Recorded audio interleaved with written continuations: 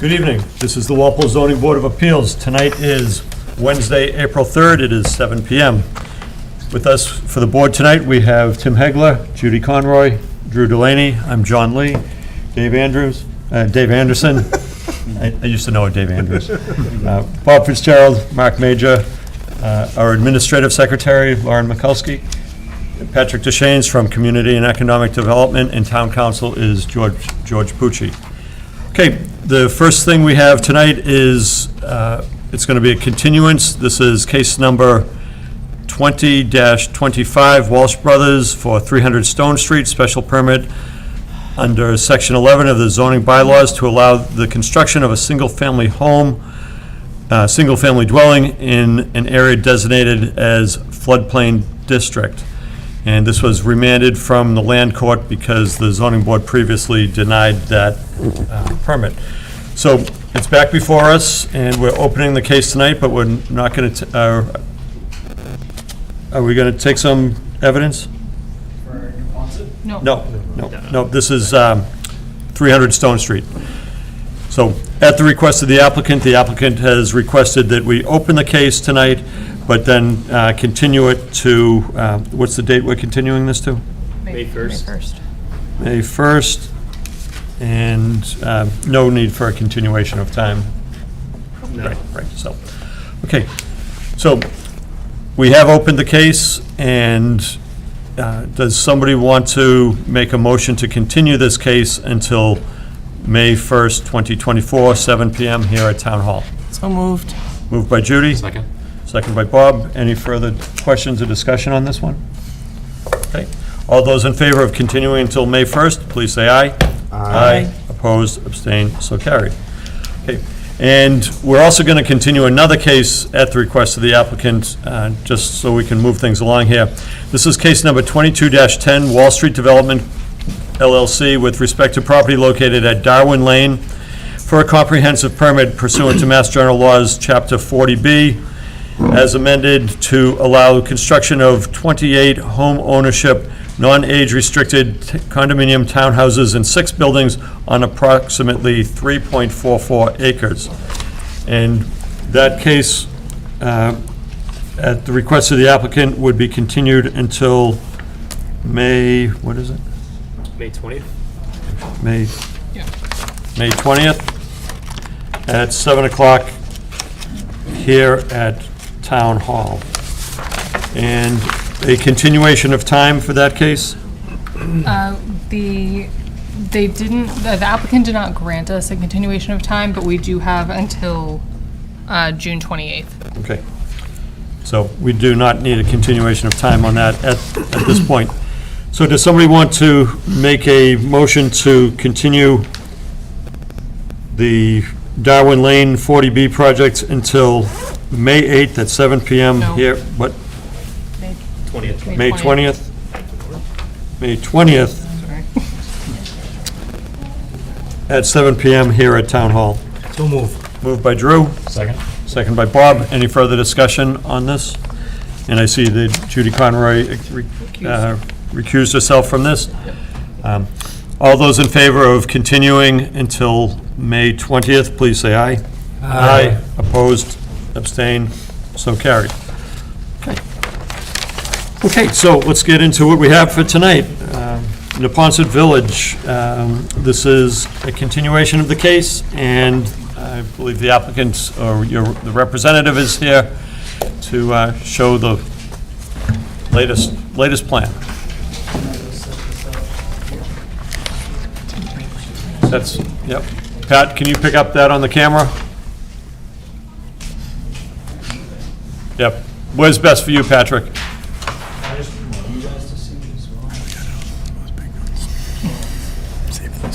I think that'd be fine right there. We have it here. Yeah, we got it. Hold up. What do you want? Other way. Camera must be up there. They just said they have it, so they don't need it. Oh, camera's over there? Okay. Apologies. Okay, thank you. All right. All right, hey, I'm Damien Dimitrik with Conoco Engineers and Scientists at 4 First Street in Bridgewater, Massachusetts, here on behalf of Neponset Village LLC for the development at Neponset Village property, 5 Pleasant Street. So I'd like to start up my little presentation with just a little catch-up of what kind of has occurred over the past couple months and how we got to this revised concept plan that's in front of you guys, just so, we're starting off on the same foot. So our last meeting was January 22nd, at which we attended. We continued from the February 26th meeting, and kind of going to fill in the gaps with that. Megan Dutra from my office presented, along with Phil Mackey. They presented revised plans. A lot of the plans, engineering and design, was pretty wrapped up, but from my understanding, during that, the notable concerns for the property were the fire department was looking for a cul-de-sac design rather than the pull-through that we had previously proposed. Parking ratio was also a concern at that, which I can't address further. And then a phase 1 environmental report was being asked upon, which we have supplied to the development department, but it's a large report. I can supply it as required, but the town does have it. It is in your possession. So from that, we continued to the February 22nd meeting. During that time, my team worked on some conceptual designs, which is generally what was submitted 2 weeks ago or so, and what is being shown here on this board. We had to go through with the client what was, working, how we wanted to proceed. We determined that if we didn't have the fire department's approval, we weren't going to be able to get you guys' approval to get the project going forward. So we had sent these copies electronically on the February 23rd, just before the meeting, to the town to hopefully have a meeting and discuss then. We received an email from Lauren that actually Bob Fitzgerald wasn't going to be able to attend that meeting. We decided we were going to continue the meeting again, give some time for everybody to look and digest the conceptuals, as well as we didn't want to lose the vote from Bob. So we moved forward with that. We also got some comments from Carl, the town engineer, regarding, what he would like to see if we went forward with this different conceptual.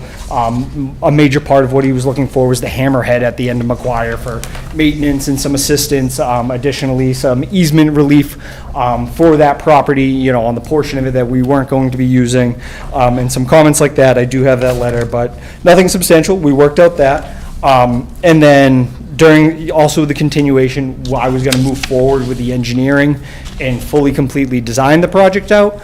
But I actually had received some emails and conversations with the planning director to, kind of clarify, wanted to make sure that we were going in the right direction before, an effort was put upon and cost and expense was put to my client.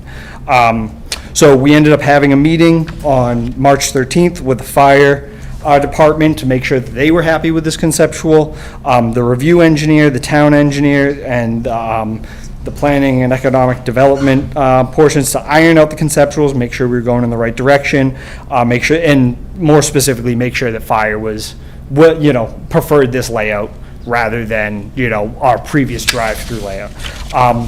From there, we were going to go forward with the full bore engineering of the plans and design, but we were advised that it'd probably be better to come and talk with you guys first, make sure that, this is going in the right direction before we complete all of the engineering, design, development, making sure that all the math works that will then get to your review engineer. It's going in the same direction as far as our drainage, engineering. We're going to meet all the same requirements.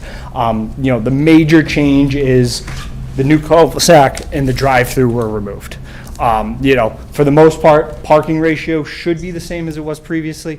I think there was a concern with it at the previous meeting. Megan wasn't able to resolve the fact that we are actually over the required ratio in the town. The ratio is, for this type of development, is 2 to 1 per unit. We have a ratio, I think, with the previous concept, it was, with this concept, we are looking at, 2.29.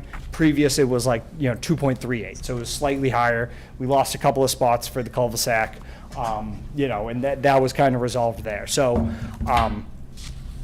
as far as the plans go, as I stated, major design changes, cul-de-sac design, buildings were pushed and adjusted. Some of the clusters became, that were a 3 became a 4. Some of the 2s became I think those got, there might have been one of them that got removed. Parking was adjusted. Some of the amenity area was lost. But for the most part, the layout, the feel of it is all the same. Just with a cul-de-sac, the pull through onto McGuire is lost. We were happy to give, Carl and the engineering and DPW their hammerhead at the end of the street.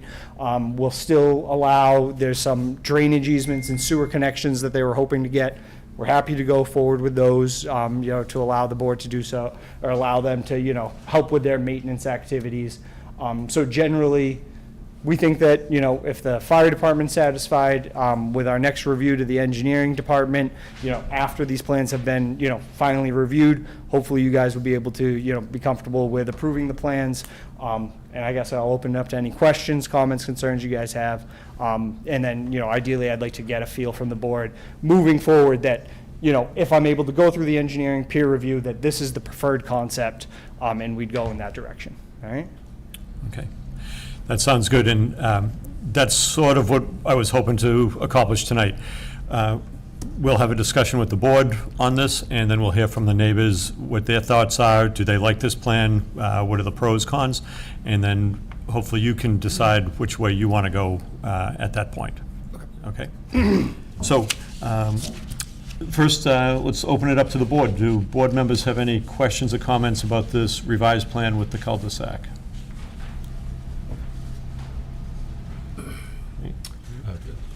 Yeah, go, Bob.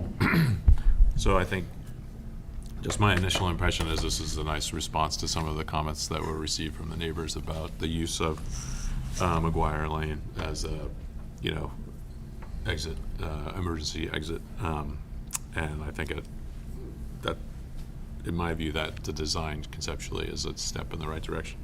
In the previous design, the area that is, it looks like the units that were on the, I guess the southeast Plan south. portion, have been pushed to the right a little bit, and then they're Sorry, can you just talk to the microphone? Okay, sorry. And previously, there had been a infiltration system was located there. Just curious if this new arrangement has implications for your stormwater management and that sort of thing. Yes, so that's where the engineering and that extra step is going. Our plan and current concept with that, which I have worked out to an extent, I haven't completed it. I was working through it up until the meeting that we had, again, and then we thought we'd come here, is mostly that infiltration will actually shift to underneath the cul-de-sac. And that is actually an area with better tested soils and everything to that extent. So it'll probably reduce the size of it due to the fact that the soils are better. We'll have greater infiltration rates. It'll be a better system. I still have to do all of the math, all of the calculations to make sure that it works, which I have, better soils, same amount of area, just under pavement rather than a landscaped. So, it has been thought out, and that's where we'll be going. Okay. Thanks. Anybody else? I'm gonna wait. I want to hear from the neighbors. Okay. I've got a couple things. First off, thank you for providing that environmental report to the town, and I think, as Bob said, I agree from what we heard from neighbors. It sounds like the cul-de-sac is a step in the right direction. As I look at this plan, we're still missing any recreation area, open space. You already addressed the parking coming up short. There's no green areas really of significant size, and I'm concerned about the setbacks on some of the rear yards, which appears to be now down to about 16 feet. So how, are there ways that you can resolve some of those concerns about recreation area, open space, parking, all those things? The design layout is, the preferred layout of my client, where we seem to be going. opening up additional green space. I mean, the space that you see on the plan is where we have area. I'd prefer not to cut down more trees. We will be creating some green space storage between the, in what is now the overburdened snow storage area. That will be green and open. I don't know if I necessarily want to put any landscaping in that area. Again, it's a snow storage overburden area as well. It'll serve many uses there. There is a small area, and behind the parking lots near Unit 20, that would be that. It is a dense development. I understand that, but that's where we stand as a design. Okay. And as you referenced the density, I think one of the ways to accomplish all those things that I outlined is for a reduction of units, which would allow to accomplish recreation area, open space, come to the required parking, green areas, and accomplish the setbacks. So I just want to mention that because I know you're still going into the design phase, but I think it would be wrong if we didn't say that those are things that the zoning board will be looking at. Understood. Okay, thank you. Okay. Board members, anybody else? Okay, Judy, we can come back to you after the neighbors. Thank you. Okay, at this point, do any of the neighbors have any questions or comments on this? And what we really want to know is, do you like this cul-de-sac? Because that's really what this meeting that's going to be one of the takeaways from this meeting. Okay. Thank you, Mr. Chairman. Attorney Bill O'Connell, I represent John Gass, who lives at 5 Pleasant, and we appreciate the board's time this evening, and we understand that that this is just a concept plan, and the applicant's looking for the board's feedback. But I don't want to repeat, what we've referenced in the prior meetings, but as you can see, the plan, and it's difficult to see, but the plan just seems like they've jammed more units in. Density is a major issue. We're not quite sure about the status of McGuire Park now, whether there's still going to be access there. We're not sure again what Okay. Well, that's what we're going to answer tonight. And Yep. you couldn't see, but Damien, do you want to answer that question right now? McGuire Park will not be accessed by this development. There will be a cleared area, but there will be no drivable surface there. The fire receives their access, their turning radius through the cul-de-sac. And I think there was reference earlier that it was going to be paved. Is that still happening? No. Okay. No paved access from our development to McGuire Park. Okay. Through the chair. My client, again, directly abuts the site, and it looks like initially there was one unit.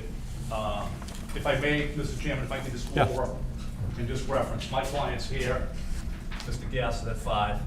Originally there was one unit here, now there's 3. It looks like it's difficult to tell, but it looks like, again, they're within the 10-foot setback. On the rear, it looks like, again, the units were pushed back. There's just, again, they're within the rear setback. It seems like that's been exacerbated. This parking spot here, again, it looks like we're not sure, how that vehicle is going to exit. Is it going to exit on the hammerhead? Is it going to exit? Is it going through? Is there still going to be a gate there? No, he just answered, it's not going to be, he answered it, it's not going to be paved.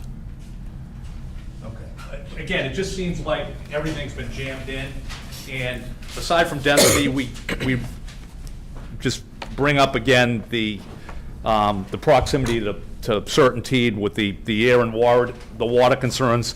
We looked at the 21E. I don't know if the board's had a chance to look at it. It was done in 2014. I would imagine that the applicant, as part of financing, is going to have to get an updated 21E, at least to phase 1. I think it would be beneficial for the board to see an updated 21E where the existing one is over 10 years old. Again, I know the fire department looked at it, but I would submit that cul-de-sac and the road it just seems like it's non-conforming. We understand there's There's a hammerhead there. Not sure, again, about the secondary alternate access. The sweeping path analysis, I don't know whether that was done by the fire department. Not a standard subdivision. Snow storage, again, I think the applicant had indicated that it's dense, right? That's just the way it is. They've never tried to work with the neighbors. They've never tried to reduce the number of units. And again, my client now is in a situation where he's got 3 units in his backyard instead of 1. We don't think it's any safer. Mr. Chairman, you had mentioned the open space and the parking issues. We would hope that Tetra Tech and Sean Reardon is gonna review this again, review the 21E, and really take a look at the environmental assessment. Again, Certainty, as you know, is manufacturing asphalt shingles. There's silica. There's an old railway in the back that once the soil's disturbed, these trees are cut down. The existing condition in the summer is that there's plumes of dust and smoke. My client, dust really. My client could speak to it, but in the other neighbors, but the cars get coated. So we're really concerned about the removal, the clear cutting of these trees, the soil disturbance, the railroad tracks, the arsenic, potential arsenic.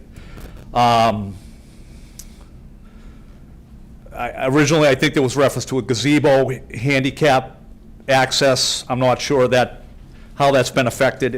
The applicant the engineer may have answered it. But again, the issue again is the density.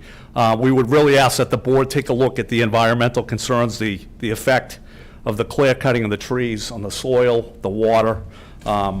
There's just a lot going on there.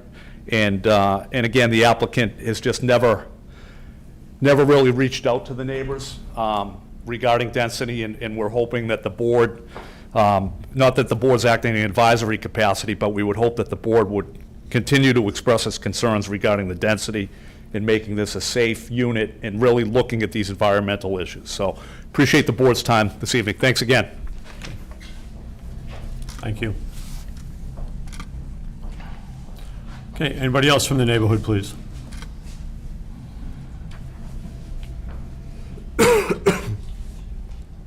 My name is Alan Williams. I live at 15 McGuire Park. It's a 2-family. My son and I share that dwelling together. May I ask, has the fire department approved the dimensions of this cul-de-sac? Does anybody know?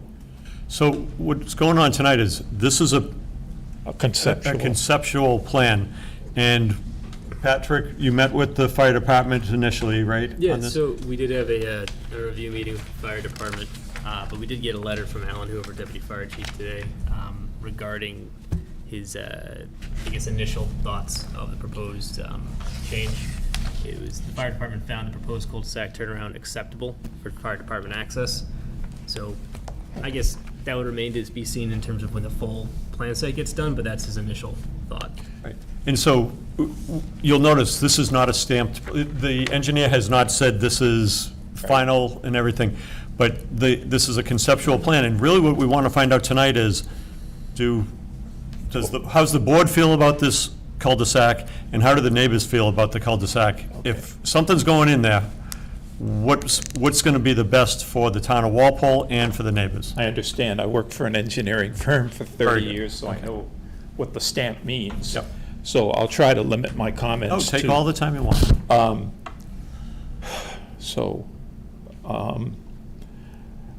The last time we met, I believe Attorney Mackey mentioned that the fire department was not in favor of a conceptual plan for the 40A. My recollection of that is they were dissatisfied with the size of the initial design of that cul-de-sac, and once that was remedied, that was no longer an issue for the fire department. So the project moved on from that, and what became an issue was density. And when the applicant refused to reduce the number of units, it was denied, and things went forward from there. So I'm assuming that this one will conform to whatever the fire department requires. forgive me, I don't mean to insult anyone's intelligence, but a cul-de-sac is defined as the end of a dead-end street. What I see there, I know it was mentioned that the snow storage area is not paved.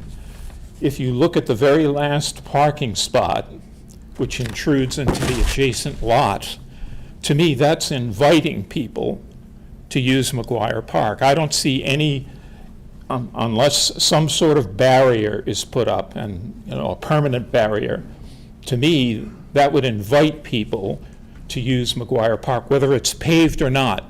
I assume that if it's going to be used for snow storage, it has to be level. Otherwise, a plow couldn't access it. So that's the concern I have. The 40A plan has, which I have here, has a cul-de-sac in it, and there was zero access to McGuire Park, which was nice. Why?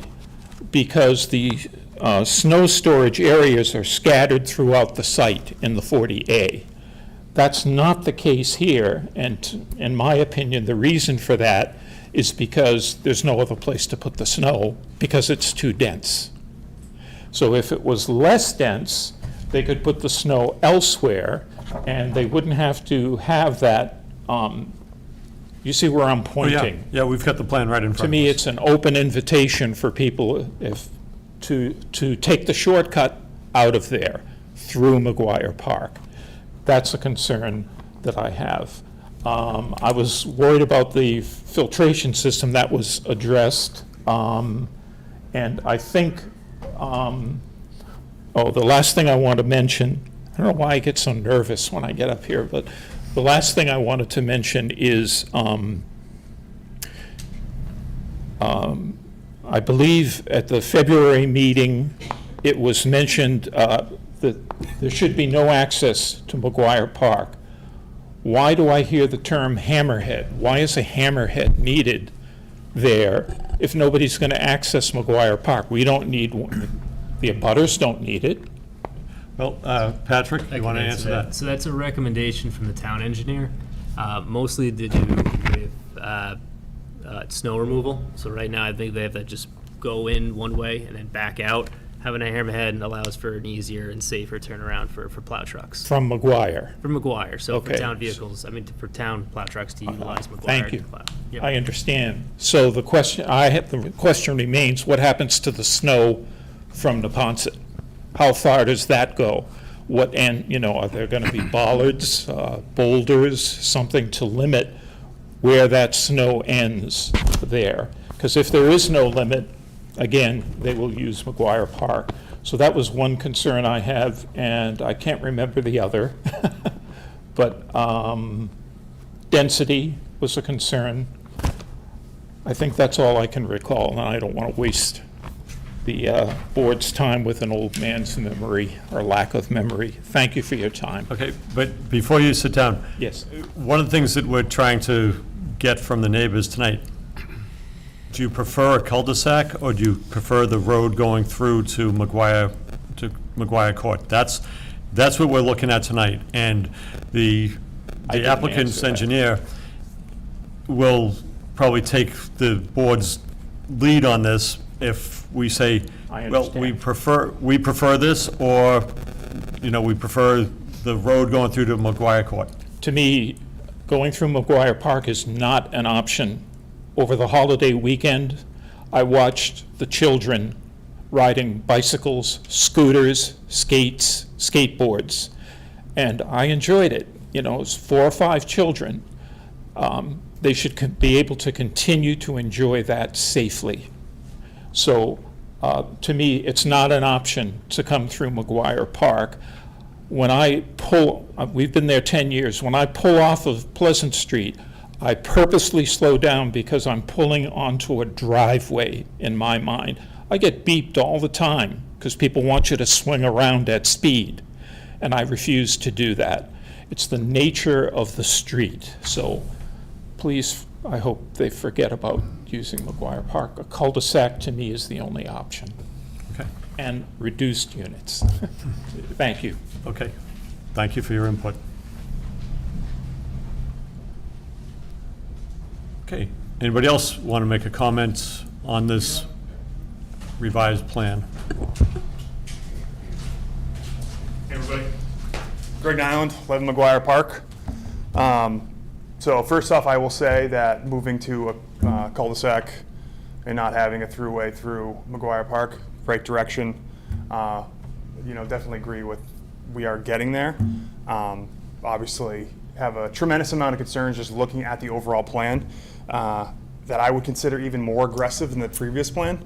I mean, we're losing the green space. You are getting the same amount of units and even more pavement.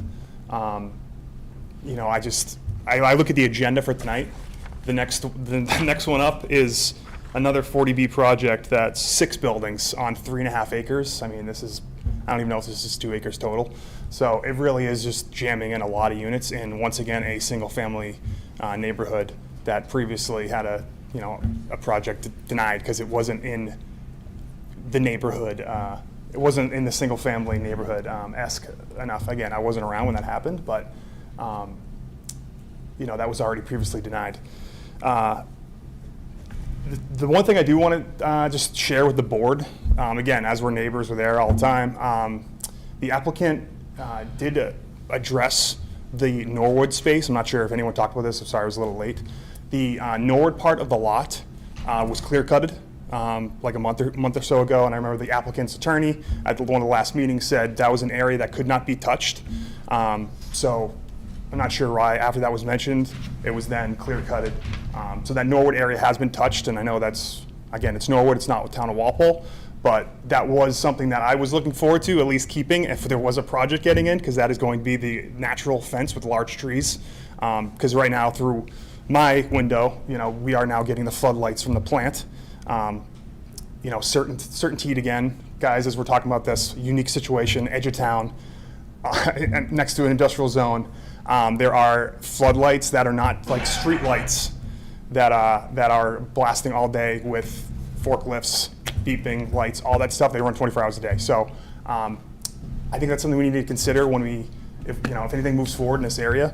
We probably should work with Norwood and Certainty to limit the hours, at least that's closer to the town of Walpole. Talking about dimming the lights, again, thinking with the long term of this neighborhood, 20 years, 30 years from now, this is a publicly traded company. What if they need to double up shifts, right? What if they need to run more during the middle of the night? I mean, this is gonna be a neighborhood that is really up against that. So I just want to consider that and make sure that is, everybody on the board understands this area of the town.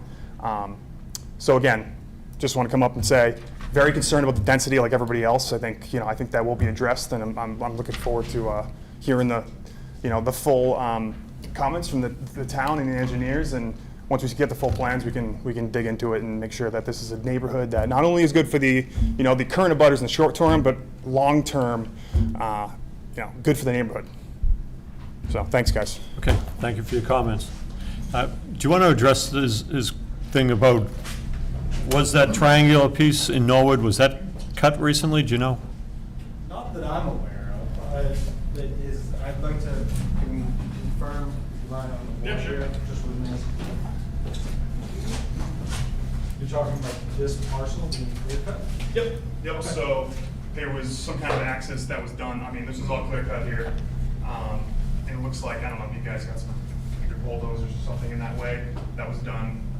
May have had an excavator come in, and again, from the limited access from the wire for the test pits. That was... No, this was after the test pits. Yeah, Okay. This is a couple weeks ago. I'm not aware, but I will touch base with my client to see what's going on. Yeah. Thanks. Okay, because that's news to me, because I know very clearly at the previous meetings it was stated that area was going to be untouched, so. I think we have, do we have a picture? Seth Williams, 15 McGuire Park, and I have a video. I'll just show you guys first. Yeah, that's great. So this is coming from the microphone. This is coming from the plant driving towards McGuire. So there's the propane store, and it's all clear cut, the whole thing. That's the whole triangle. Okay. Sorry about the music. Yep. No. You couldn't put something else in there? That's right. Let's go in the other way. Sorry, Mr. Lee. There's just two.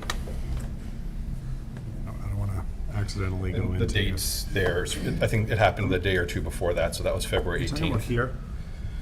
Yes. So there's a whole site, like as you're driving by, yep, that whole area was all large oaks. So it's probably around February 15th or 16th, somewhere around there.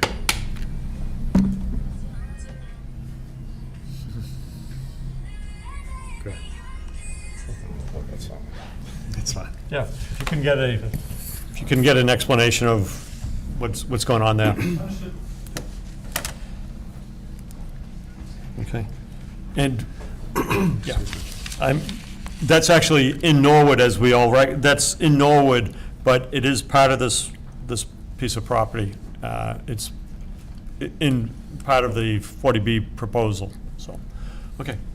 Yes, do you want to add something? Yeah, just along those lines, so I had raised the issue, I think the town had received an opinion in 2016 when this was in front of the board for 40A, but just with respect to that Norwood parcel, that triangle, I guess the question is, where it was cleared, what is it going to be used for?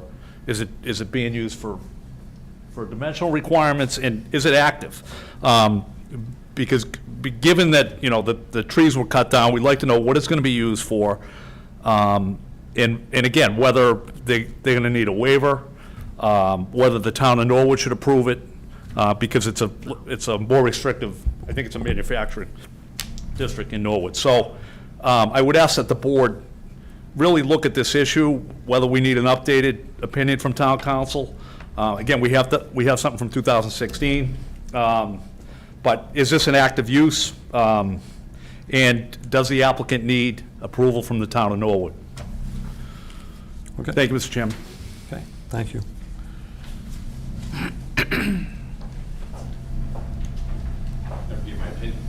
Yeah, yes, thank you. So again, Seth Williams, 15 McGuire Park. So I'll just echo, appreciate the opportunity to see this ahead of full plans and all of that, because it's good to see this. Just to echo what my father said, I don't think there's an option based on our last meeting on January 22nd. I don't think McGuire can be used for the safety reasons, and all the reasons have been said. So I think this is the only way that something could be built on this property.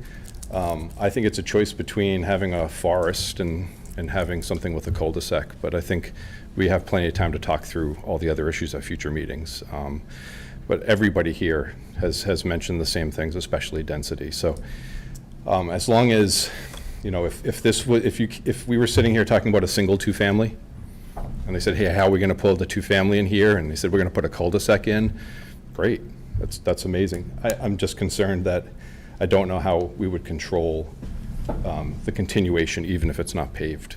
And one of the reasons I say that is I don't know the number, but at the end of Arbor Court has a property that swings around the back of McGuire. So at the back of McGuire, there's a giant warehouse and a new two-family. In order for that two-family to be built, they had to tap into water and sewer on McGuire, or at least water on McGuire. As a result of that tap-in, they clear-cut to that warehouse. So now McGuire no longer has a natural dead end. It's a mud patch. Every single day, vehicles, UPS, Amazon, FedEx, the mailman, everyone just drives right past our dead end, drives across the dirt, and takes a left on the private driveway, and then turns around and comes down Arbor Court. So it's just an example of pavement doesn't determine where people drive. And even if it looks like you're going to pop a tire or break a rim, people will still drive straight down a road. So I just want that to be aware and just make note of it, that even if there's a cul-de-sac, there has to be a clear end, that no sign is going to stop somebody. Like I could put up one of those, like, please don't run over my children, fluorescent little things up. People are just going to keep driving by. I have a Ring doorbell. I could send you countless videos of FedEx just flying down our street. So no fault of FedEx on the record, I just want to say. So thank you very much. Okay, anybody else who wants to make comments on the proposed, the conceptual plan of a cul-de-sac? Hearing none, do some board members have follow-up questions? Judy? Okay. When I heard that there was a revised plan, I did a little happy dance, but then I only did a happy dance because they only half listened when I talked about it at the last meeting. I'm good with the cul-de-sac because that's what it should have been all along. We wouldn't have had to drag that out. But the density is still at a ridiculous amount. And I just looked at the list of waivers that they were requesting on the other plan that we had before us. And the lot size of this is 121,579 square feet. It's 118,000 square feet smaller than the required lot size. So 101 is 2. It's dense. It's very dense, very dense. They're looking for waivers going close to the property lines, and all I see now is this: you just lost any green space. You lost a gazebo. Nice touch. You lost it.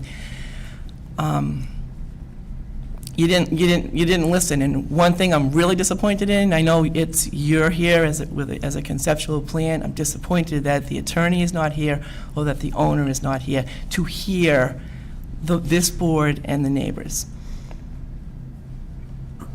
So my concerns are the density, once again.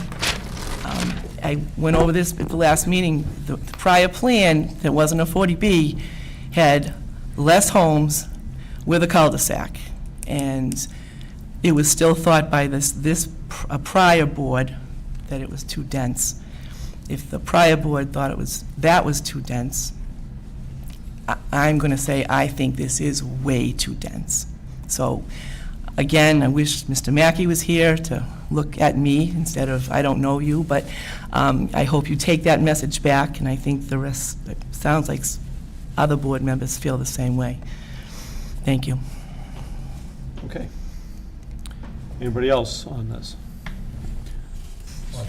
Just in addition to those comments, I think as you're moving the design forward, I think some sort of either bollarding or fencing around the end of the hammerhead that would prevent any sort of access, whether it's paved or not, is something you should strongly consider. Yeah, through the chair, I was thinking, we could, the gate that was originally going to be there for the drive-through, to prevent that, we can put that back on, even though there's not going to be a drivable access. Again, swings open to allow for the overburdened snow storage area, which is overburdened snow storage. Most of the snow will be stored throughout the site. This is for the extreme snow events, to help the town and people at McGuire clear their snow, as well as our property, and snow storage will be on our property. But we can toss a gate back in to prevent, traffic from going over the grass. And I think that's, is that what you're looking for, Bob? Yeah, I mean, whether the gate is a gate or, I just offering. We need to be able to push the snow there, so it's going to be able to move. I can't have bollards. Yeah, okay.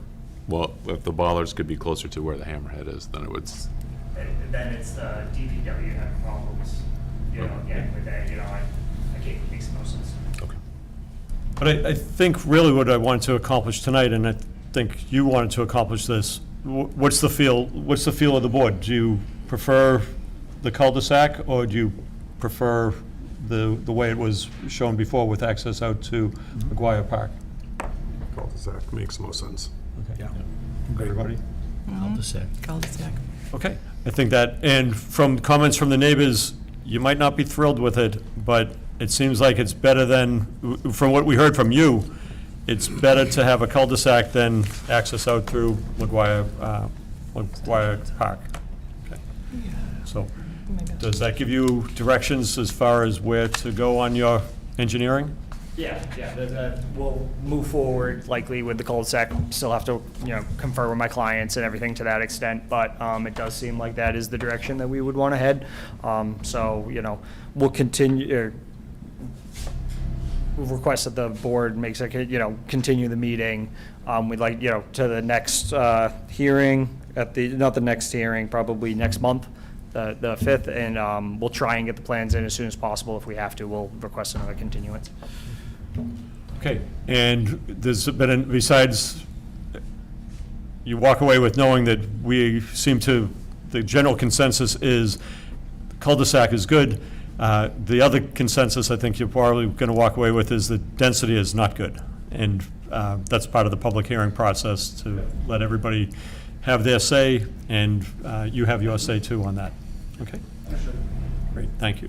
Mr. Chairman, I'm sorry, I don't want to beat a dead horse, and I know that you're just looking at the cul-de-sac tonight, but I'm going to renew Mr. Gass's request for, again, an environmental, if the peer review can look at the environment, look at that 21E, would the board consider asking the applicant to get an updated 21E?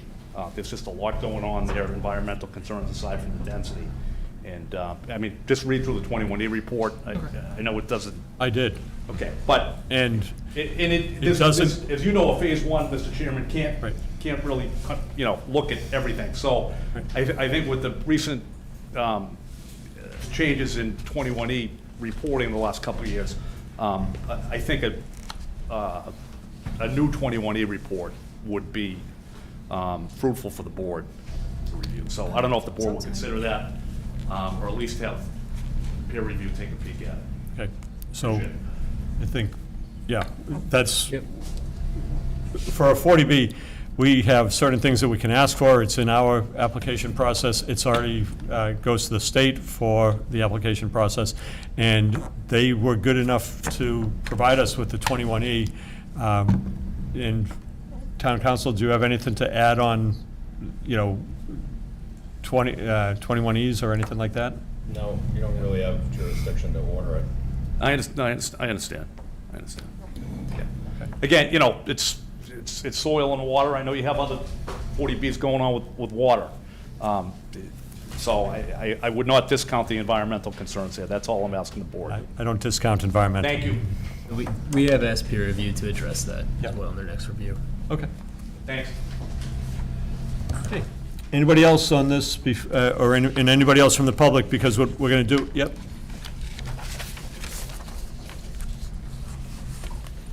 Just one quick thought. John Gass, I live at 7 Pleasant Street, and that is, I want to make it real clear, we have never sat down with them, with the applicant, to discuss anything. It's been years now. Should have gotten around to it. I've requested it over and over and over again. It's nice that we're forcing this to a head, but at a heavy cost. They've already, and it's gone now. Those trees, they're gone. They're not coming back. Is that green space going to be recovered? Are they going to make up for it for somewhere else? Are we going to wind up with panoramic views of derelict factories and the bird plant? We won't be happy. I suspect within a short while of people moving in there, and you can always find somebody desperate enough to live in there. You can find them desperate enough to live in a refrigerator box. The quality of life is going to be terrible. If you see the dust plumes, it's horrible. It's bad enough now.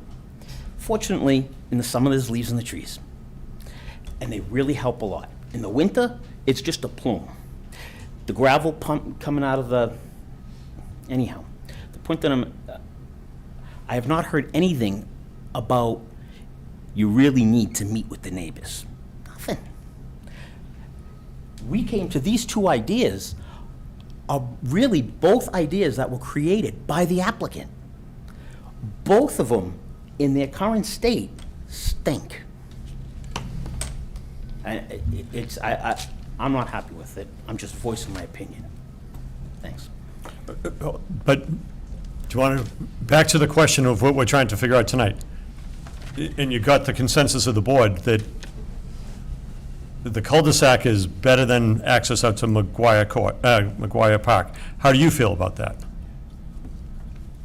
I agree with that, but again, we were given two options from the applicant. Right.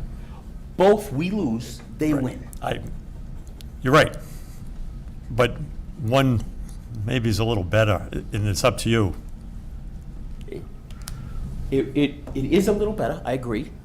I do think it's still a little bit better, But they've already now, they've used the excuse before of, well, you guys didn't want us to use this land, so now we couldn't do this and we couldn't do that. And then they went and clear cut it. It's gone. It's never, ever coming back. How much more of the green is gonna go away? Thank you. Okay. Anybody else? So I think what we've heard is the comments from the public, we've heard the comments from the board, and you have a plan to go forward and see what you can do with the cul-de-sac. And I know it's just, we're still in the conceptual plan here. So, okay, that being said, what's the continuation date? So, first of all, we need an extension of time, because it does run out at the end of this month, so.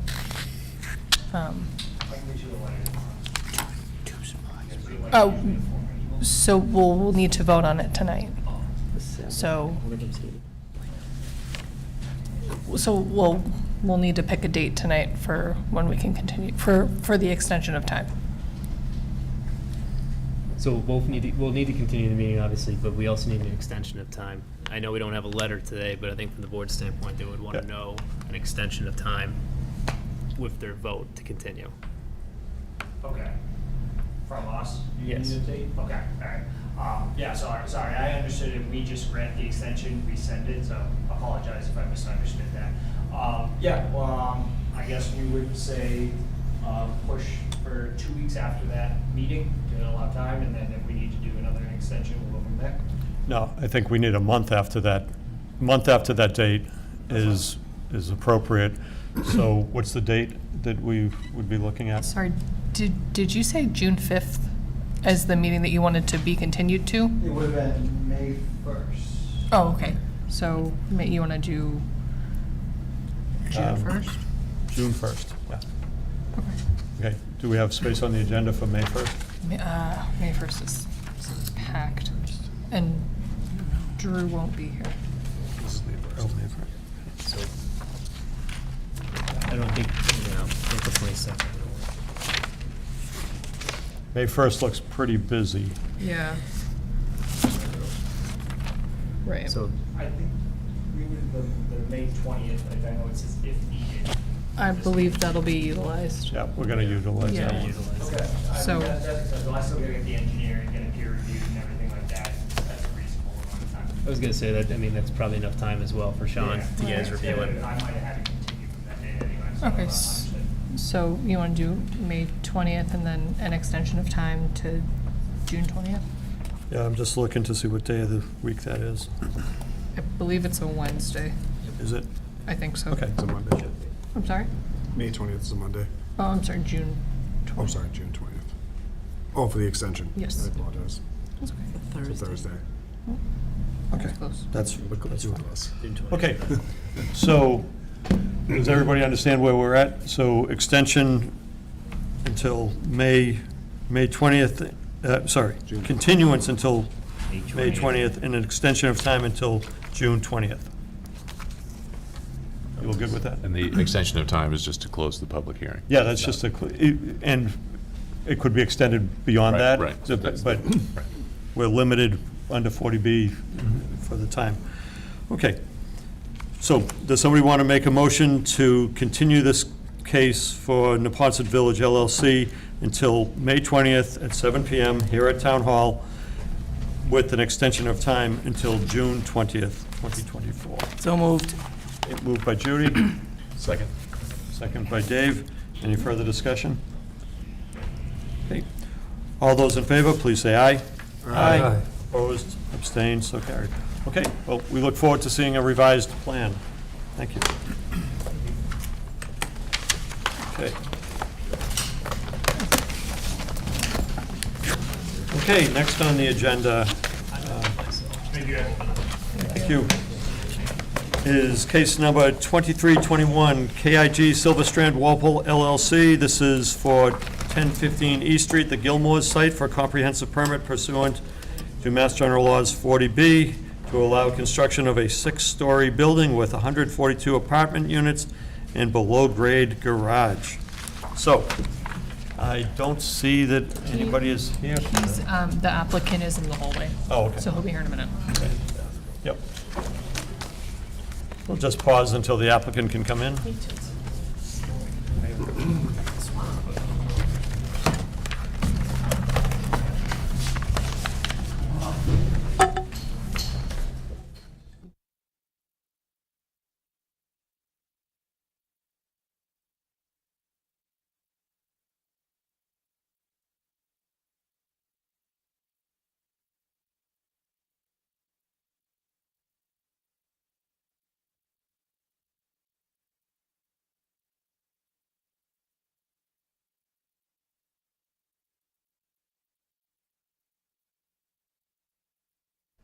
Yeah.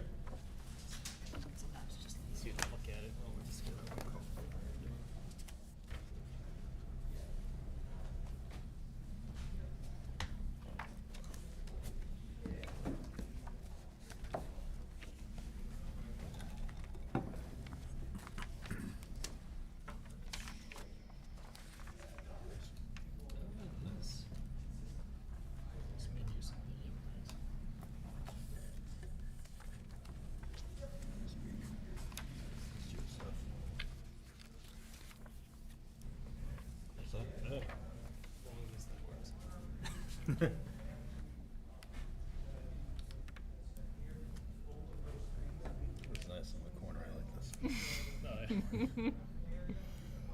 I feel, like, not that smushed. Usually Mark's the one. Good.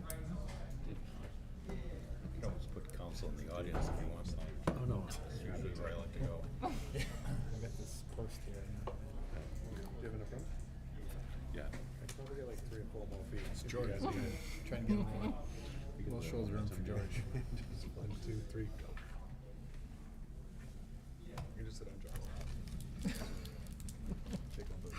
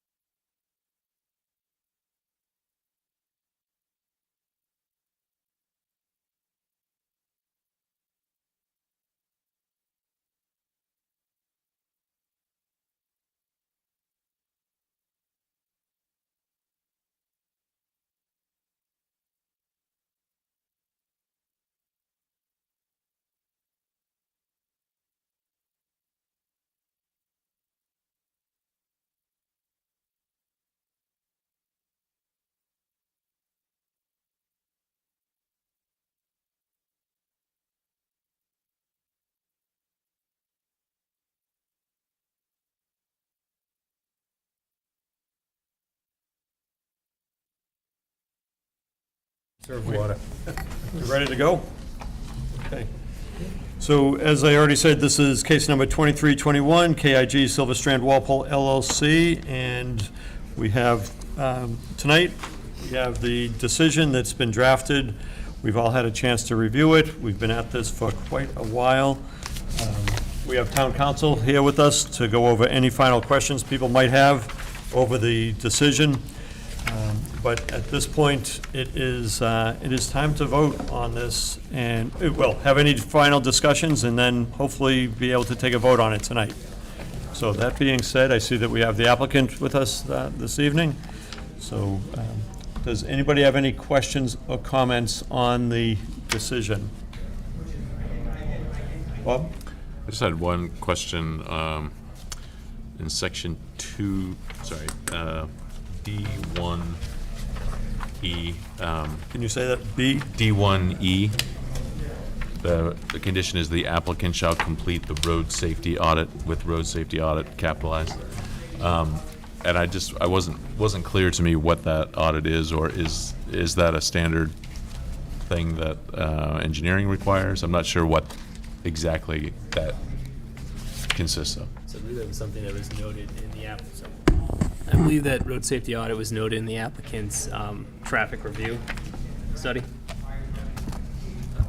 For the record, Jeff Angler from KIG Silverstrand Walpole. The road safety audit is a common vernacular. It's a specific analysis of road safety conditions that will be prepared by Vanas and Associates. I couldn't tell you exactly everything that comes into it, but it's effectively, I would think of it like, a tax return that's prepared by a CPA needs to meet, accepted AICPA standards, that kind of, methodological approach. Okay.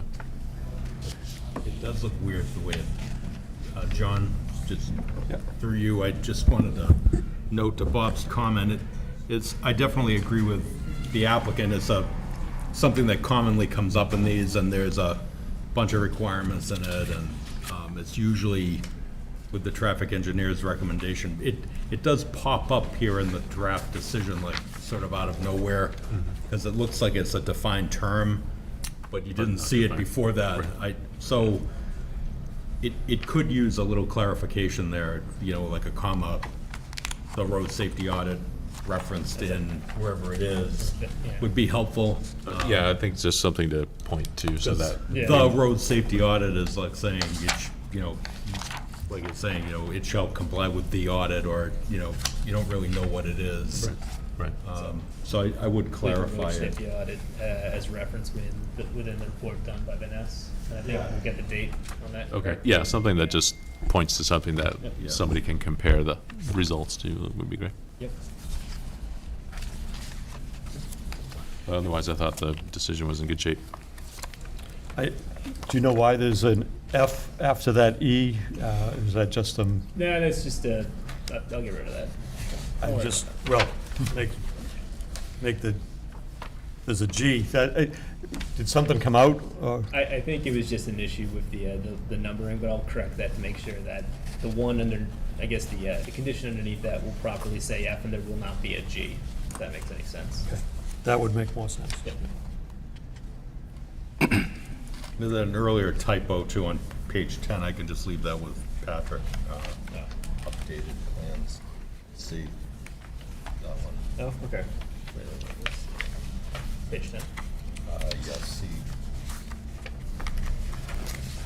it's updated plans, and then you say update plans. Oh, okay. It's not a big deal.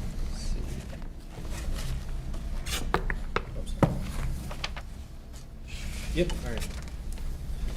Yeah. Got it.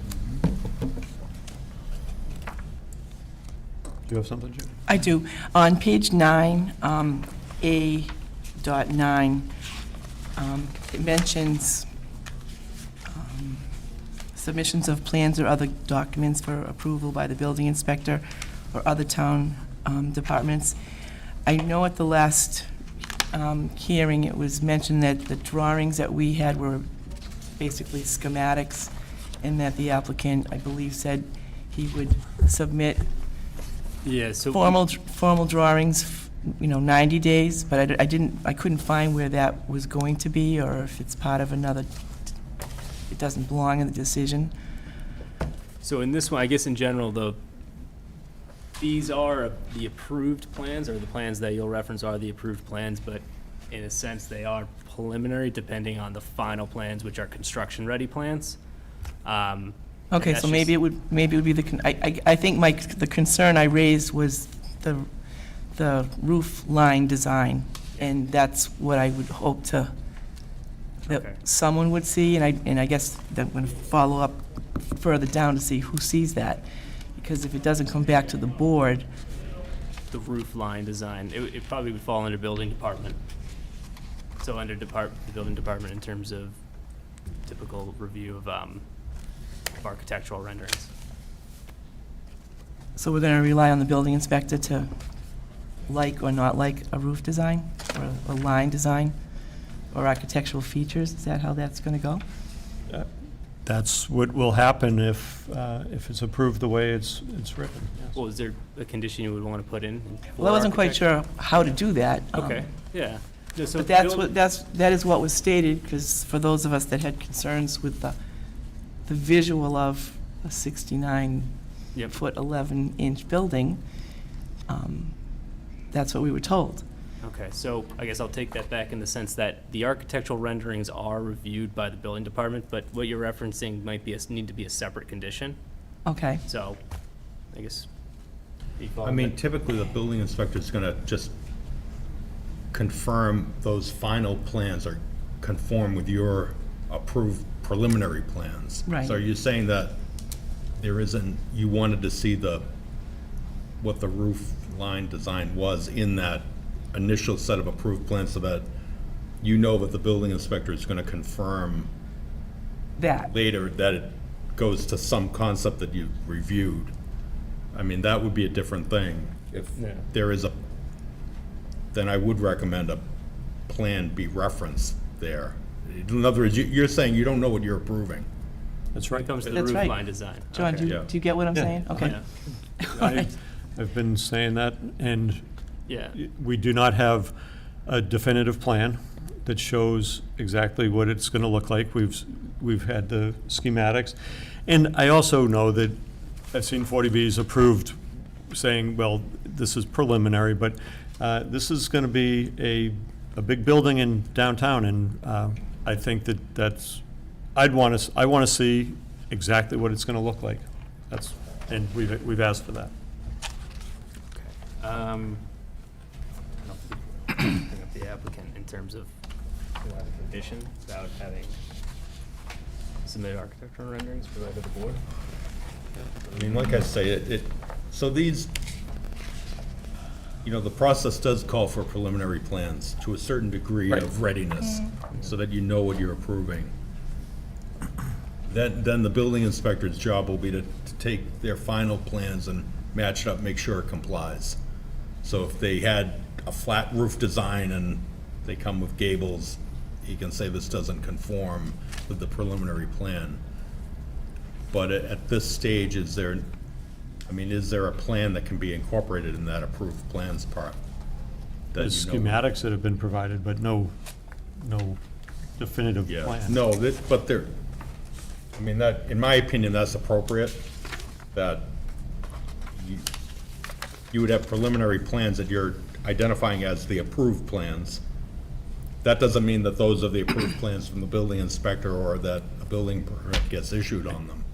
And we also know that minor modifications can be made and things like that. I get it. But it goes to the point that it's been a concern from the beginning, the bit about the height, and I'll have my comments about that later. So, to answer your question, you had asked for, what is this actually going to look like? How is it going to be set back? Or the different roof lines, I think. Correct. And Architectural plans. and architectural plans were provided, but those are not building plans. No, but, does that have the roof line on it? I would think it's in the architectural plans, Bring right? it up now. Well, And again, the final plans, they're gonna just confirm that the final details, the on-stamp plans do comply with what you think Yeah, you're that's- approving. So if it's in the architectural plans, again, in my opinion, that's appropriate, that's enough. But I don't know what's in those plans, I haven't looked at them. Yeah, I'm just. well, I think, I was the one that raised the issue, aside of John, that I asked the applicant, and he, I believe, said yes, he can correct me if I'm wrong, that he would be able to provide something that would look a little more New England versus contemporary city-looking like roof lines. And we talked about, it's not going to be a gambrel look, that changes the heights of things. So something that was going to be able to be presented I think 90 days was the number I heard, that we would be able to see before they proceeded. Proceeded, I do remember the conversation. I guess my question is, what we want to avoid, and I think this board wants to avoid, is us coming in and having multiple hearings reviewing architecture, because that's not consistent with the 40B process. But if you want to have us submit much more advanced, detailed architectural plans prior to us seeking a building permit for your review, we can do that. But I guess I would need to understand what that review is consisting of. I mean, because I think that's, the square footage, the height, all of those things will be in conformance with. Right, I understand that, and I just think that what we were looking for is to put lipstick on a pig, to be blunt, is to create the look that is not, a 2050 looking building, which the conceptual drawings, in my mind, very contemporary, very not New England. And I know you can't change the 6911, that's got to stay there, but I thought you said there was a way you could, what you just said, present some Right. other I conceptual understand what you're plans. saying, and we're going to go into like materials and colors, and it will all be fleshed out. But what we want to avoid is us coming in and you guys saying, and I'm just paraphrasing, I don't like gray, I want rust. I don't like the white trim. That's not customary in any 40B process. So what is it that you're looking to do? I mean, just to clarify, and then I'll shut up, because I usually wait for you to ask me a question, John, but, I'd recommend, look at the architectural plans that they have referenced. Because it sounds like it's more, if somebody's unhappy with what the design is that they're approving, that's a different story than we're missing a plan. Because they should be preliminary, and you can look at them and say, no, that's missing the roofline plan, or, no, that has the plan that I'm referencing, but I don't like it, and then you can vote accordingly. You know what I'm saying? So I think you need to look at what the architectural plans are that are referenced. Either you're happy with those or not as preliminary plans, and then you can just vote on the decision. right, and I think that's something we have to understand on a 40B, that what we're seeing is preliminary plans, things such as the setbacks, that's not changing. Correct. Things such as walkways, that's not changing. Plantings, that might change. Window positions, that can change. So, and, as they design this, that's what they'll get into. So, so George, I think we're agreeing the same thing. At this point, we wouldn't expect to see the final plans with every last detail. Right, you wouldn't, no. But, I mean, you would see these preliminary architectural plans, and you'd look at it and say, all right, so many stories, the roof line looks like this, and then if it substantially deviates when they go to finalize it, then they have to come back for project change. Those are the ones I think referenced. I mean, let me give an example on the opposite. Patrick, bring that one back. If you had, I'm going to give you the opposite example is, if your preliminary plan shows the building on the right, and then when they're finalizing their plans, it ends up with the building on the left, then they have to come back for project change. But if you're looking at what's depicted on the left, that's pretty appropriate for an architectural plan as to what basically are the quote-unquote approved plans that they're going to have to come back and, come in substantially the same. So if you're unhappy with that, you're basically unhappy with the project. Well, I think, and I don't want to argue against myself, but I think what I had represented is this is a schema. I will say the architecture will not dramatically change from what's seen. What may change, though, as you said, Counselor, possibly the window placement, possibly the color, possibly some of the materials. All of that stuff hasn't been, fully fleshed out yet. Am I opposed to coming back when we have that, more fleshed out to submit to you guys, and you can look at it and say, we like this, we don't like this, and us take that into consideration? Yes, we will do that. But what I'm not comfortable with is coming back in and opening up a whole architectural discussion as to, the siding and this, that, and the other. I understand there are parts of it that, you're not crazy about. And I'm also representing to you that this was, I think, a good schematic plan by many things that I've been involved with, but it may change, color, material, etc. So if a condition wants to be written in there that says something to the extent the applicant will submit, a design development set to the Zoning Board of Appeals for its review, 90 days prior to submission for a building permit, we would be comfortable doing that. And I've been through this before. If you submit something like that, you already have your comprehensive permit, so really, it's just being submitted to us so we can see it, and we really don't have much, we wouldn't have any power to make any changes on it. It would just be, okay, well, do you like it or not? So, and that's where we are in this process. It's not, we don't expect, at least I never walked into this expecting full set of architectural plans, because I know that's not where you're at this point. Right, and you're, Mr. Chairman, you're exactly right, but I also, it would not be my intent to be like, we'll be pretty close to, building permit application at that point. So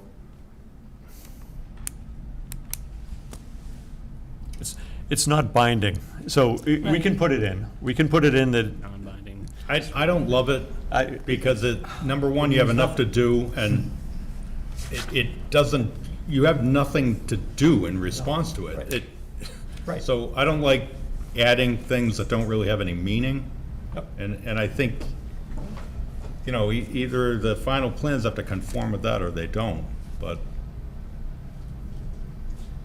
there's not a, what are they gonna come, and changing the siding or something like that, it is not, you're not approving any siding right now. No, we've gone through and we've talked about the dimensions of the building and the drainage and everything else, walkways, safety things, so we've been through this.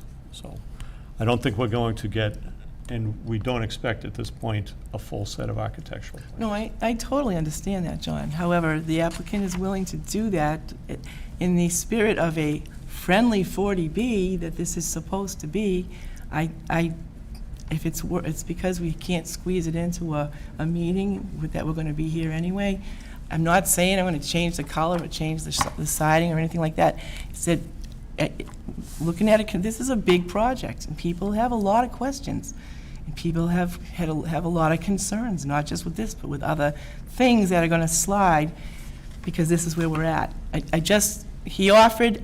I will accept his offer of coming before us, because my other question was A12, where it says, we designate an agent to review and approve matters on our behalf based, subsequent to this decision. Who's that going to be? If we're making the decision, all of a sudden we're tossing changes, I don't mean building, construction, technology questions and things like that have to do with measurements and stuff. Just saying, things that might change. So that condition is something that's been kind of standard in a few different. One is that? A12. A12.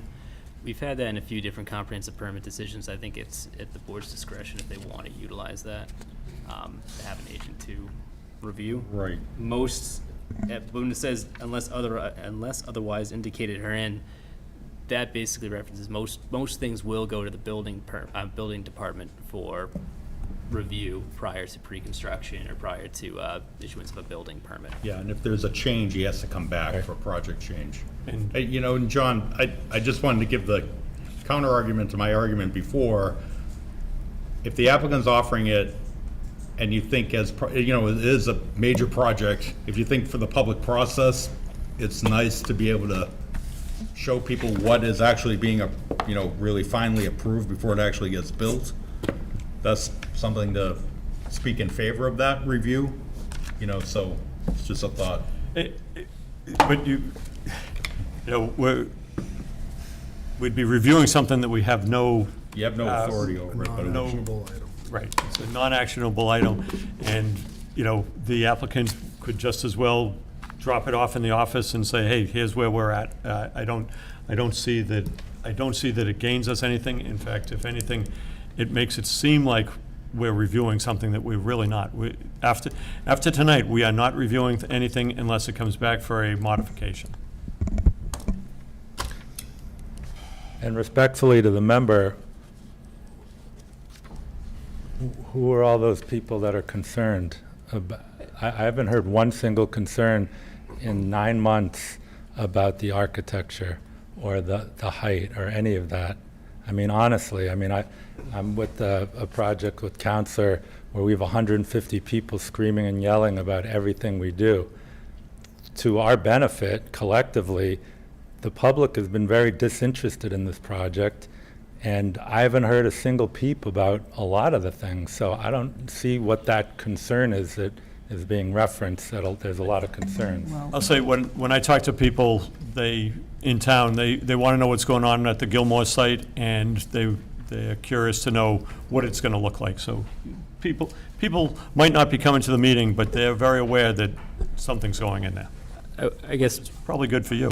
in terms of, you mentioned in terms of public viewability, anytime we do receive material, even when it's pre-construction or building permit, which we haven't got to on any 40B project yet, we do post that to the board's webpage for 40B projects. So I mean, that's something we can try to highlight a lot more, especially if architectural renderings come in and they're publicly accessible that way.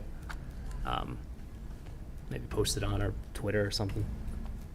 John, I would just kind of echo the comments of Attorney Pucci. Like, well, first of all, people do care. They watch on TV. They might not be here, but it is broadcast live. Some people, if not a lot of people, do watch it. I just don't see the benefit of having that process when there's nothing that we could, like, they could show us anything that conforms with what we're approving, no matter what it was. I just think that I just don't see how that would benefit the process at all, or the public for that matter. Yeah, I don't think it needs to be in the decision. Yeah, and my general recommendation, to be clear, is I recommend against superfluous things. So, you know. Do you have other things? No. Anybody else have any other comments on this? I got a small one. Nowhere near as important as that, well, at least in my feeling. On page 18 of 29, E.23, in recent projects that are of 40B, I've noticed that there is a serious safety issue with tracking of material off project sites. And I would suggest that the word wash be entered in a proper truck wash pad be created, because simply just saying that they can sweep the street at the end of the day still provides an area where numerous material could be tracked off during the course of the day and blown about the local area, people walking, things of that nature. So it's just a safety issue that I think should be a little bit more stringent. So adding the word wash after, so a proper truck wash pad shall be created and maintained on the entrance of the site. I think when you speak to a truck pad, you could use something like gravel to track the material off, which doesn't always work, i.e. other projects. So a wash pad would force them to wash the tires and rid any of the vehicles exiting the property from tracking anything off-site, as well as keep the fact that the area be swept at the conclusion of the day. I second that. That's my only comment to that. And like I said, it's really mainly from a safety concern of people walking by or anything like that, just not getting caught up in the dust or anything like that. Okay. Breathing dust. Okay, so we can make that change on this. I didn't even quite follow what's the language that's being, I So- understand the intent, but. E23, adding the word wash, so a proper truck wash pad. Oh, okay. Yep.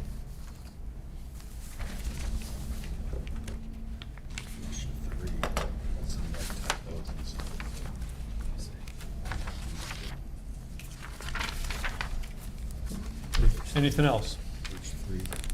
I was just noting another, like, typo stuff on H3 on page 20, just, yeah, taking, I would say capital C. If town would be capital T and then small. Yeah, I don't know why that's. Easement rights are lowercase. Yeah. So And I think you're right. just unnecessary use of capitals.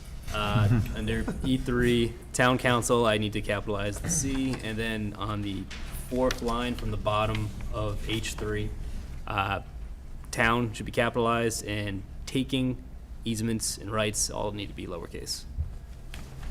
Must have had my. Again, it's another one, you look for the defined term and it's not there, so, okay. Anybody have anything else? Okay, I've got a little thing I want to say. As we come to vote on the KIG Silverstrand Walpole LLC development at the Gilmore's location on East Street, I am opposed to the approval because the applicant has not shown that relief is necessary for the height of the building. From the very beginning of this project, the major concern I had was the height of the building being 1 inch short of 70 feet. The building will be 69 feet 11 inches. Current zoning for the Central Business District is 52 feet. Previous zoning board of appeal decisions from other boards have allowed the construction up to 65 feet. In this public hearing for the project, when asked about reducing the height, the applicant has ignored the request and has shown no reason why relief is necessary. In fact, the applicant has said the reason for the extra height is so the apartments will appear larger. This development is better because of the changes made during the public hearing process, but height remains a problem. In the future, as a person drives into Walpole Center and sees the towering apartments, it is because the applicant wanted extra height, not because it was necessary to create affordable housing, and nothing has been done to keep within the bylaws that the residents of Walpole have created and abided to by over the years. So, from the beginning, that was my concern, and as we wrap this up, that still is my concern. I think overall, we've made some positive directions, though. Okay. Anybody have anything else? I just have a procedural question, Mr. Chairman. Sure. What is the vote required to accept the decision? So it's a majority vote because it's a 40B, and town council, correct me if a majority vote. And let me just ask, who, is it the regular, I think this is. Hold on. Yeah, typically, I would recommend the board designate the voting members at the beginning of the hearing process so the applicant knows. Did we do that? Yes, we did, because they were the original. Great. I did that at the very beginning because it was the 5 regular members, but at this point, So now we have Lee, Delaney, Fitzgerald, Conroy, and Higler. I think that's the members that voted on the waivers as well.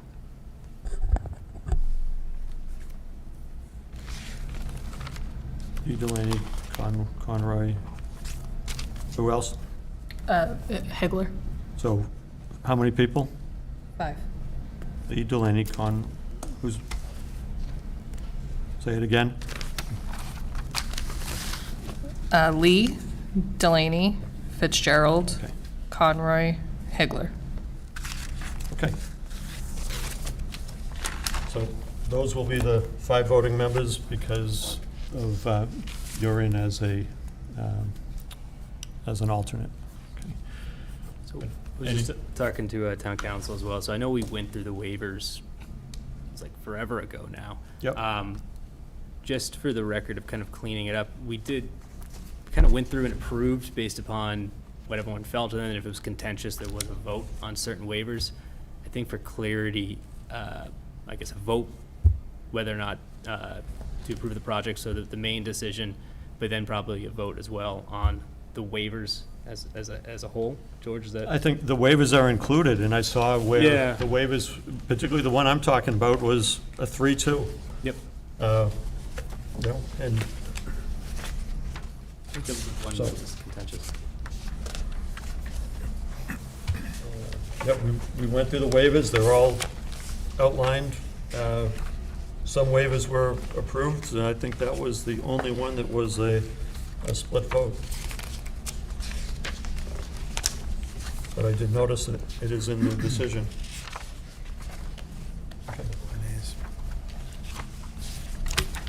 Maybe you could take a preliminary vote, that the vote on the vote of the board on the waivers is as reflected on the spreadsheet, and that's clear. I would do that because that's important. And then Patrick can just have it attached. As like you say, the only one that was a split was the 3-2 on that approved, but he has it approved 3-2, which means it was approved. Yeah, that's You fine. just want to, It's approved by, that waiver was approved by the board, but not all board members approved that waiver. no, I know, but you got to be clear about, you got to do it in one form or another. Either you got to vote them one by one, or just take a vote that it's as reflected on the spreadsheet, because like there's one that says hold. So you want to have a vote on the waivers, just to specify that the vote on the waivers is reflected on Exhibit A, say, and then maybe vote on the decision. I've never voted. Yeah, Counselor, I thought we, and the board can correct me, but we went through all of these in painstaking detail, and all of them were voted one at a time. Yeah, but the draft, I didn't draft this, and it has a vote on the waivers, on the decision. So you gotta know what you're voting, okay? Should that come off? Could we rewrite that? I guess that's the Yeah, thing. if you want. I had that on there, but I realized that might be kind of not necessarily the All right. best language, so we can work that. Are we just saying that that's the one that shows a 3-2 vote, none of the others shows a vote, so should we just take? No, he has it, he has the waivers separately listed as a vote on this decision. So if you want, we can just delete that. Just delete that, if that's easier. From the draft, before you vote the Yep. decision. That's what I'd recommend you do. So just have it. Yeah, and then the list final will reflects just what have it the says. list. Okay.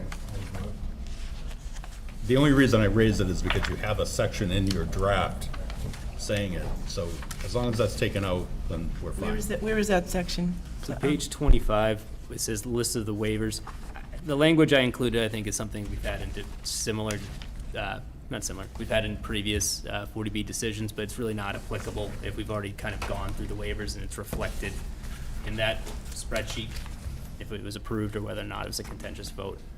Where it is, Judy, is when it says. No, I understand yeah. that, but if I remember correctly, the only one we actually voted on was the 3-2 height of the building. Everything else was by consensus. Yep. Am I right? Yes. No, We that's didn't right. vote, and what you want is a vote. No, we can take this out. On page 25, the highlighted Just part. take the language Is that what out. you're recommending, Counsel? Yes. And that was the only reason I raised about the vote, because I was here too when you voted everything. And it's referenced earlier in the decision that you're granting the waivers attached on the exhibit and nothing else, so it's all in there, but just take that part out. I already did. Okay. It's not necessary because it's already covered in the You got waivers it. themselves.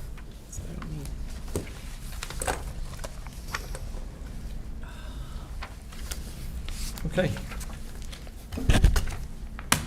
People good to go on voting? Okay. Yeah, close the hearing too. I thought, did we already close it? No. Okay. Okay. So at this point, we reached the time when Town Council, do you recommend closing the hearing? I do. Okay.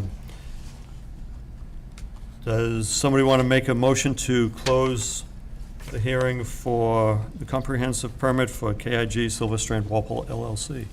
So moved. Moved by Drew, Second? second by Bob. Okay.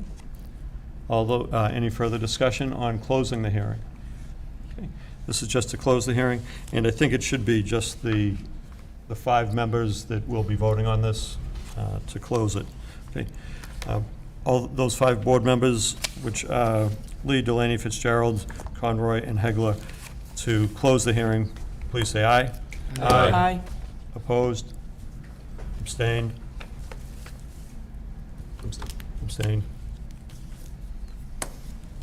Okay. Okay, so carried.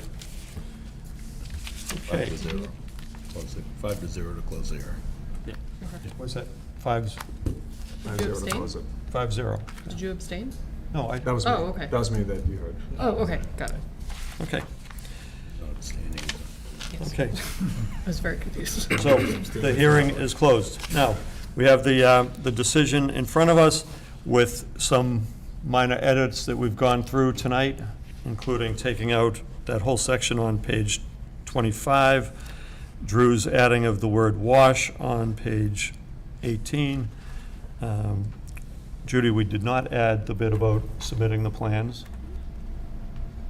Okay. Not okay, but Do you want to add that? no. I would just ask that the applicant might let us know when those plans are in the office, because I would like to come and see them. Thank you. I can let you. I think that's, Someone can let me know. That'd be terrific. I'll bring the coffee. okay. Any, some minor edits you had, town council, capitalizations and things? Patrick noted Patrick those. has those. Okay. Okay. So that's what we have before us. Does somebody want to make a motion to approve this 40B comprehensive permit application? So moved. Moved by Drew, Second? second by Bob. Okay. So all those in favor of approval, please say aye. Aye. So we have Hegler, Delaney, and Fitzgerald in affirmative, and those opposed? Aye. Okay, Conroy, Lee opposed, and therefore the motion does carry. So, okay. Sounds good. I had this on previous decisions, but would the board want to appoint the clerk, Mr. Fitzgerald, to sign on the board's behalf, or would you want all individually sign? Does anybody have a preference on this? Okay. Bob, do you mind signing for the Yeah, board? that's fine. Okay, okay. So, do we need to vote on that? Do we need to vote to have Mr. Fitzgerald sign for everybody? Yeah, I'd be comfortable with you voting that. Okay. Authorize Member Fitzgerald to sign the comprehensive permit decision in accordance with the vote. Okay. Favorable vote tonight. Okay. But it's still recorded as a 3-2 vote? Yes. Yes, but it is signed by, it's signed by the clerk. Okay. Would somebody make a motion to have Bob Fitzgerald sign as the clerk for the board? So moved. Seconded. Moved by Drew, second by Tim. Any further discussion on having Bob sign? Okay. All those in favor, please say aye. Aye. Opposed? Abstained? So carried. Okay. Do we have anything else? We have minutes to go over, and we also have South Walpole 40B Regulatory agreement. regulatory agreement. So why don't we do the minutes first, because I think you'll recuse yourself. So, okay. Oh, yeah, you have to step. So we'll just do the minutes first. We have minutes from March 18th. Thank you. I went through the minutes, and I thought I found a mistake, and when I fully read it, it was not a mistake. So, Bob, did you find any mistakes? I didn't. You Looks didn't? good. Wow. So, did anybody find any mistakes on the minutes? I got to say, good job on the minutes. So, that being said, does somebody want to make a motion to approve the minutes of March 18th? So moved. Moved by Bob, second by Mark. Any further discussion on the minutes? All those in favor, please say aye. Aye. Opposed, abstained, so carried. Okay, and the last thing we have, and I think Mark and Dave are going to recuse themselves, is the Acknowledgement of regulatory agreement for the 55 Summer Street 40B. We had a letter from town council, not Mr. Pucci, but from Amy Questle, saying that she did review it, and even though it does not say in perpetuity, there is plenty of case law that says that it would be considered in perpetuity. I'm personally comfortable with that, but glad we got that cleared up. It's part of the record now. Anybody have anything on that? Okay, so on the regulatory agreement, and I believe that we do need to, we need to sign this tonight, if possible. Does somebody want to make a motion to sign the regulatory agreement for the regulatory agreement for 55 Summer Street 40B? So moved. Moved by Bob, second by Drew. Any further discussion on this? Okay. All those in favor, please say aye. Aye. Opposed, abstained, so carried. Okay, so we can sign that tonight, and I think that's it for tonight. Does anybody have anything else for the board? Good. Okay, does somebody want to make a motion to adjourn? So moved. Moved by Judy. Second. Second by Bob. All those in favor of adjourning, please say aye. Aye. Opposed, abstained. Good night, everybody.